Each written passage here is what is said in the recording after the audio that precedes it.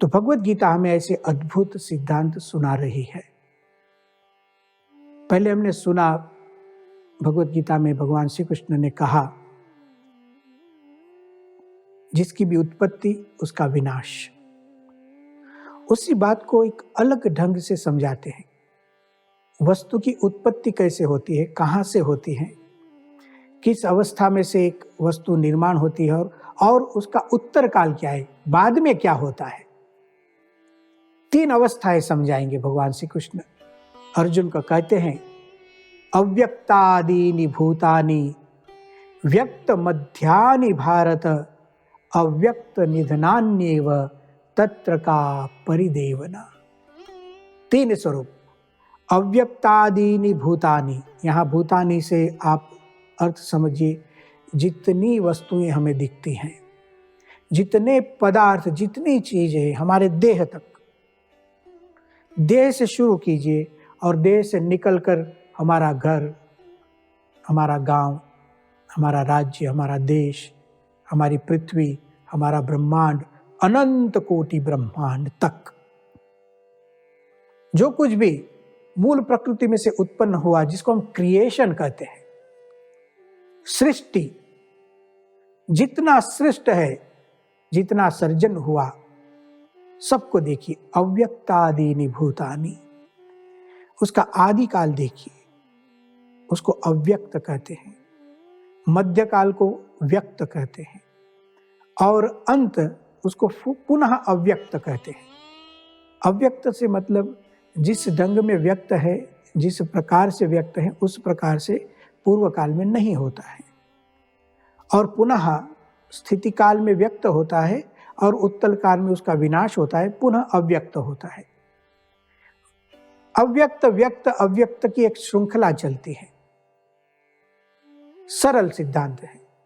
एक घट के उदाहरण से समझे। मिट्टी में से घट बनता है। जब घट निर्माण हो जाता है तो वो हमें घट के रूप में दिखाई देता है। समझो आज कोई घट बना तो कल क्या था, 2 दिन पहले क्या था जब घट बना नहीं था, 10 दिन पहले क्या था, 1 साल पहले क्या था। हाँ, घट नहीं था। घट नहीं था का मतलब क्या है? आज जो घट दिखता है वह इसके पूर्व काल में मिट्टी था,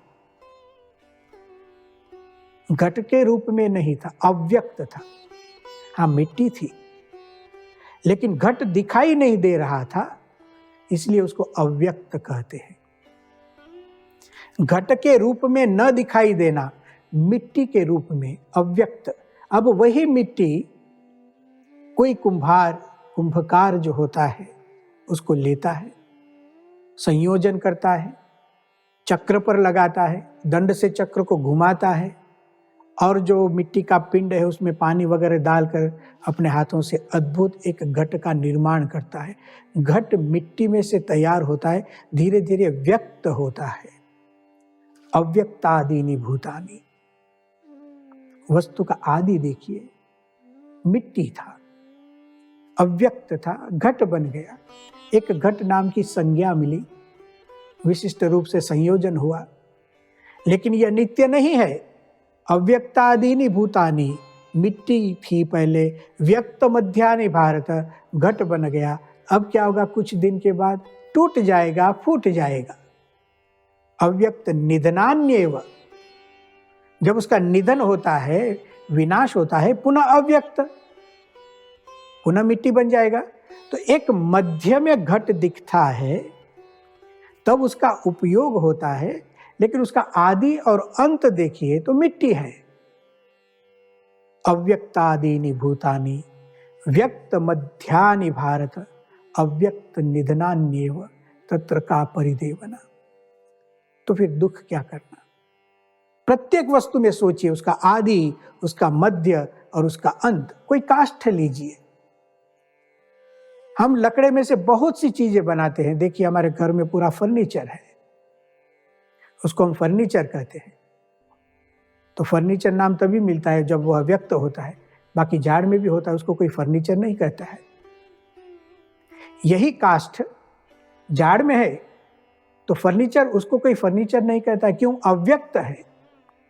काष्ठ में से मूर्तियां बनती हैं, पुतले बनते हैं, छोटी बड़ी चीजें बनती है, व्यक्त होता है, वो मध्यकाल है, उसमें उपयोग है। और फिर से जब टूट फूट जाता है तो अव्यक्त हो जाता है। इसी तरह से यह जो देह हमें मिली है, भगवान श्री कृष्ण यह समझाते हैं, अव्यक्त आदिनी, देह का सृजन, देह की उत्पत्ति अव्यक्त, अर्थात यही देह पंचभूतों में समाया था।